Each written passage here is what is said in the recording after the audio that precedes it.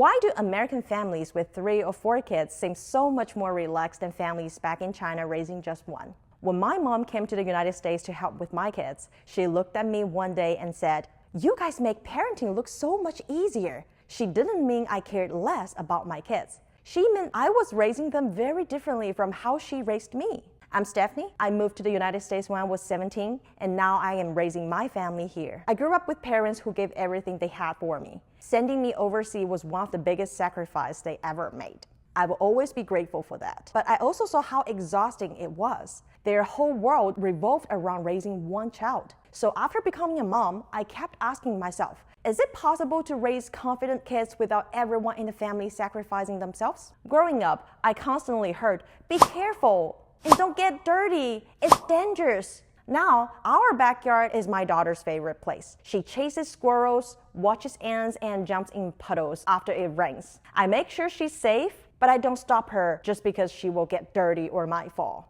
I've learned that confidence grows through experience, not constant protection. When I was little, if I fell, an adult would immediately pick me up. And now, when my daughter falls, I pause, I ask, "Are you okay?"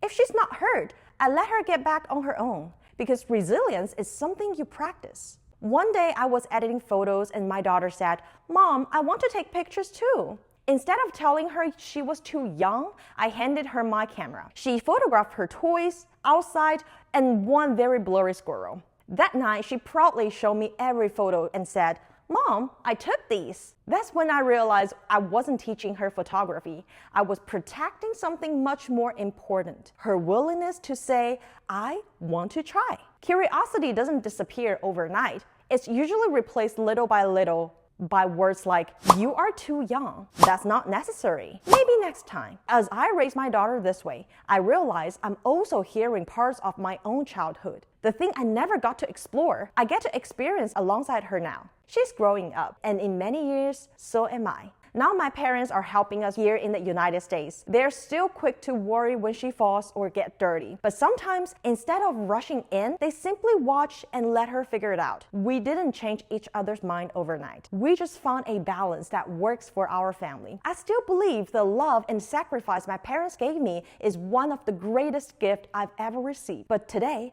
I think support looks a little bit different. It's not about clearing every obstacle. It's about believing your child is capable of finding their own way and letting them know you will always be there if they need you. When you fell as a kid, did someone immediately pick you up, or did they wait and let you get back on your own? Comment and let me know. See you next time.